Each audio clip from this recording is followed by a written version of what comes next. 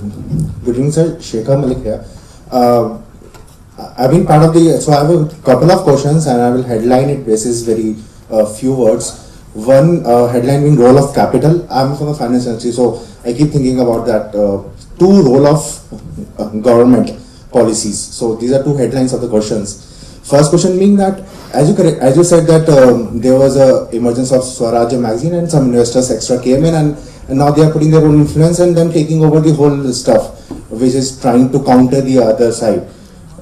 This is a never-ending game. I mean, you build some foundation, some experts, guy, extra money comes over, takes over, and starts diluting your own fort. So, is it a contradiction that like our culture is not artha-based? अर्थ और धर्म क्या दोनों किस तरीके से एक साथ combine होके एक फोर्स बन सकते हैं?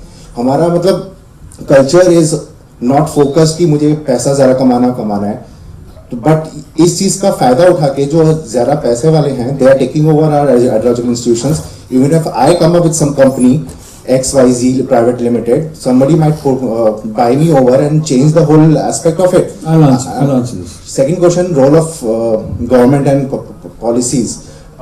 This has linkage to our education institutions and all over the daily policy decisions which affect the common man. So governments will change. So how to make it sustainable? How to make it independent of the role of government? Today we have I would dare say obviously a positive government in terms of the support, but tomorrow we might not have. So what's the role? I understand. The question of capital. The person said that the Swaraj with new investors kind of is an example that we need our people to be connected, earth and dharma connected. Swaraj is an example of our own people doing this. The Shringeri Mutt takeover, which I'm trying to stop with this book, is our own billionaires giving money, millions of dollars, to set up chairs of Hinduism chairs in Ivy Leagues to be controlled by the Charvaks of today. So the Charvaks would be controlling the study of our faith.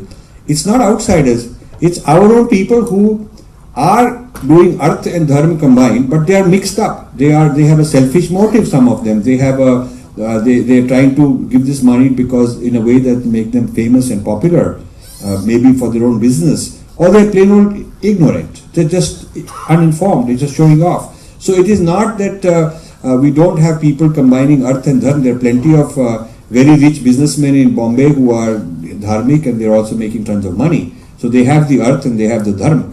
But maybe they are not applying the Arth properly for the Dharma. They are channeling the Arth for personal use, or they're just plain old misinformed. So the principle of combining Arth and Dharma for the same person already exists in our rich people are already doing it. But knowledge is not there. There is no, the kind of ideas we are developing just aren't very well known. So we are back to disseminating this knowledge. That I think is the main thing that we can do. Government role, governments change. How do we make the change independent of governments? This is very, very important. I think it's a good idea to create things in the government, but I think we should have movements outside the government. So I'm putting a lot of faith in our acharyas and swamis and sadhus and Hindu organizations. I'm trying to work very closely with Art of Living, Chinmay Mission, Ramakrishna Mission, Hindu Dharmacharya Sabha, the Akhada Parishad, which has all the akhadas in it, and so on. I always like to go and give talks and lectures to people in such organizations, because I feel that if we can awaken them to these problems and these issues and broaden their teaching beyond just the spiritual component, they can also become active in all these kind of matters. That is a long-term thing, has nothing to do with government is in power. These people, I hope, will be around for a long time. I would like to align myself with these people more than with the government, because I think government they can always change. Dusra, their motive is always to how to get elected, re-elected, short-term, one guy trying to climb over the other guy in the same party even. So there's a lot of short, narrow, and almost ugly kind of egos at work. Whereas I feel that people who are in these dharmic organizations, they attract a lot of young volunteers, bright, educated people who are already decided that they want a dharmic life and they're just looking for more knowledge. I just did a big event in Art of Living. Shri Shri Ravi Shankar launched this book with 5,000 people, and then in a separate auditorium we had a lively talk and Q&A.